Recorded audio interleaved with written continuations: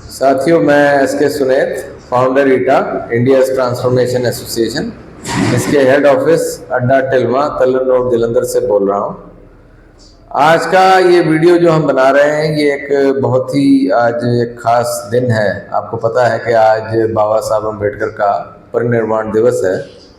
तो इस परिनिर्वाण दिवस के मौके पर जहाँ मैं पहले उनको अपनी तरफ से श्रद्धांजलि देता हूँ, वहीं एक बहुत अहम विषय जो बाबा साहब के जीवन से संघर्ष से जुड़ा हुआ है, उस पर भी मैं आप सबके साथ ये वीडियो अपने विचार जो है वो शेयर करना चाहता हूँ। आज बहुत सारे प्रोग्राम उन पर बाबा साहब अम्बेडकर पर होने जा रहे हैं। बॉम्बे आज जहाँ उनका संस्कार हुआ था चैत्य भूमि में, वहाँ एक बहुत बड़ा मेला भी लगता है। मैं दरअसल ये वीडियो फेसबुक पर लाइव होकर शेयर करना चाहता था, लेकिन कुछ टेक्निकल कारण से मैं फेसबुक पर लाइव नहीं हो पाया, इसलिए मैं वीडियो बना के ये मैसेज शेयर करना चाहता हूँ। आज मुझे भी अमृतसर में बुलाया गया है। मैं थोड़ी देर में जलंधर से अमृतसर के लिए जा रहा हूँ, ताकि बाबा साहब के फंक्शन पर वहाँ डॉक्टर कटारिया और उनकी टीम ने एक प्रोग्राम रखा है, तो मैं उसमें शामिल होऊंगा। लेकिन उससे पहले सबके साथ यूट्यूब, फेसबुक, सोशल मीडिया के जरिए मैं कुछ बातें उन पर रखनी चाहता हूँ बाबा साहब पर। आम तौर पे मैंने देखा है, जब से मैं कनाडा से वापस आया 2021 में, उसके बाद से लेकर मैं पूरा पंजाब भी घूमा, पूरा इंडिया भी घूमा, कई बार मैं महाराष्ट्र भी गया, और मैंने ये बात उसी समय गौर की कि पंजाब में और नॉर्थ इंडिया में बाबा साहब के जीवन के ऊपर जो भी बात होती है, तो उनके राजनीतिक और धार्मिक जो पक्ष हैं, क्योंकि बाबा साहब ने राजनीति में भी हिस्सा लिया ताकि वो देश में गरीबों को, पिछड़ों को, कमज़ोर लोगों को चाहते थे कि सत्ता में उनकी भी हिस्सेदारी हो। फिर एंड के दिनों में, आखिरी दिनों में उन्होंने धर्म परिवर्तन भी किया, वो बौद्ध बने। तो बहुत सारे लोग बाबा साहब के जीवन पर, उनके मिशन पर जो काम करते हैं पंजाब में और नॉर्थ इंडिया में, वो उनके धार्मिक और राजनीतिक पक्ष पर ज़्यादा काम करते हैं, बात करते हैं, विचार करते हैं। लेकिन जो उनका सामाजिक पक्ष है, जिस पर खासकर आज मैं बात रखना चाहता हूँ इस वीडियो के माध्यम से, जो बाबा साहब ने सबसे पहले जो काम किया और जो उनके 3 सबसे बड़े जो उनके शब्द हैं, जो विचार हैं, जो उन्होंने हमें दिए, वो थे कि एजुकेट, एजिटेट, ऑर्गेनाइज। सबसे पहला जो उनका जो काम था, उनका जो संदेश था, वो था एजुकेट, कि शिक्षित हो, पढ़ो लिखो, संघर्ष करो। तो पढ़ने को, एजुकेट होने को उन्होंने सबसे पहला स्टेप रखा, सबसे पहला कदम रखा। और हमें पता है कि खुद भी वो अमेरिका जाकर उन्होंने पीएचडी की इकोनॉमिक्स में, फिर वो इंग्लैंड गए, फिर उन्होंने डबल दूसरी पीएचडी की इकोनॉमिक्स में, फिर बार एट लॉ किया। तो इस तरह बाबा साहब ने बहुत सारी शिक्षा खुद भी ली विदेशों में जाकर, और फिर आकर अपने समाज को, देश के लोगों को ज़्यादा से ज़्यादा शिक्षित करने के ऊपर भी उन्होंने बहुत काम किया। आगे चल के फिर उन्होंने 1936-37 में राजनीतिक पार्टी बनाई।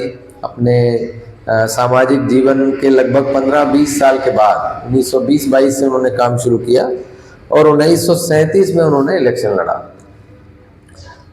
उसके बाद फिर जाके आखिरी दिनों में उन्होंने 1956 में जो है वो बुद्ध धर्म अपनाया। तो हम देखते हैं कि, और लेकिन इस दौरान जो उनका शिक्षा का काम था वो हमेशा लगातार जारी रहा, क्योंकि उन्होंने 1946 में जो है पीपल्स एजुकेशन सोसाइटी नाम की एक संस्था बनाई, जिसके माध्यम से उन्होंने पहले बॉम्बे में सिद्धार्थ कॉलेज बनाया, और उसके बाद फिर उन्होंने 1951-52 में जाकर औरंगाबाद में मिलन कॉलेज की स्थापना की। और आज भी ये संस्था महाराष्ट्र में काम करती है, और इसके माध्यम से महाराष्ट्र के बहुत सारे लोग इंजीनियर बने, एडवोकेट बने, बहुत उन्होंने हायर एजुकेशन ली। तो ये चीज़ की मैंने कमी महसूस की है पंजाब में और नॉर्थ इंडिया में। नॉर्थ इंडिया में आज भी जो लोग, जो खासकर जो समाज के, देश के जो वीकर सेक्शंस हैं, कमज़ोर लोग हैं, वो आज भी शिक्षा के विषय को लेकर इतना गंभीर नहीं है।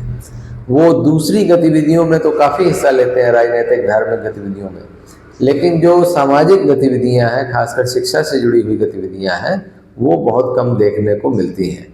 और पीछे तो मैंने एक आर्टिकल भी पढ़ा था इसके बारे में, मैंने एक वीडियो में कुछ विचार भी रखे थे कि पंजाब जो है, मैं ये पढ़कर बड़ा मुझे अफसोस भी हुआ कि वो इंडिया में शिक्षा के मामले में 16वें नंबर पर है आज भी।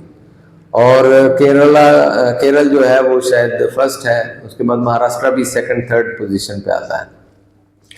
तो इस तरह से हम देख सकते हैं कि जो नॉर्थ इंडिया है वो एजुकेशन के शिक्षा के मामले में वो बहुत पीछे छूट गया है। और जो लोग बाबा साहब को भी फॉलो करते हैं, उन पर काम करते हैं, वो भी इस काम को अभी तक उस लेवल पर उनके तरफ से भी जो है कोशिश इतनी बड़े स्तर पर हमें नहीं नज़र आ रही है। तो इस मौके पर जहाँ मैं बाबा साहब को अपनी श्रद्धांजलि देता हूँ, वहाँ मैं सबसे ये अपील करना चाहूँगा कि ज़्यादा से ज़्यादा अब हमें पंजाब में, नॉर्थ इंडिया की और भी जो स्टेट्स हैं, हरियाणा, जम्मू, हिमाचल, राजस्थान, यूपी, इन सारे एरिया में अब हमें शिक्षा के ऊपर भी बहुत ज़्यादा काम करने की ज़रूरत है। ये काम सिर्फ सरकार के ऊपर नहीं छोड़ा जा सकता। अगर आप महाराष्ट्र, साउथ इंडिया जाएं तो आप देखेंगे कि बहुत सारी जो NGOs हैं वहाँ शिक्षा के ऊपर भी बहुत बड़े स्तर पर काम करती हैं। तो जब तक हमारा समाज, हमारा देश शिक्षित नहीं होता तो वो आर्थिक तौर पर, धार्मिक तौर पर, राजनीतिक तौर पर भी ज़्यादा तरक्की नहीं कर सकता है। इसलिए मेरी आपसे रिक्वेस्ट है कि आप इस वीडियो को ज़्यादा से ज़्यादा शेयर करें, हमारा ईटा का जो YouTube चैनल है उसको सब्सक्राइब करें, हमारे पेज को फॉलो करें। और ये मैसेज मैं चाहता हूँ खासकर जो हमारी युवा पीढ़ी है, जो हमारे नौजवान हैं, हमारे स्टूडेंट्स हैं, उन तक ज़रूर पहुँच सके, ताकि वो अब ज़्यादा से ज़्यादा फोकस करें अपने जीवन में हायर एजुकेशन लेने की। 12th तक ही नहीं, स्कूल एजुकेशन तक ही नहीं, उसके बाद वो कॉलेज, यूनिवर्सिटियों में जाएं, ज़्यादा से ज़्यादा शिक्षा हासिल करें, तभी सही मायने में हमारा समाज, हमारा देश जो है वो तरक्की कर सकता है। तो आप सबका बहुत बहुत धन्यवाद। Thank you.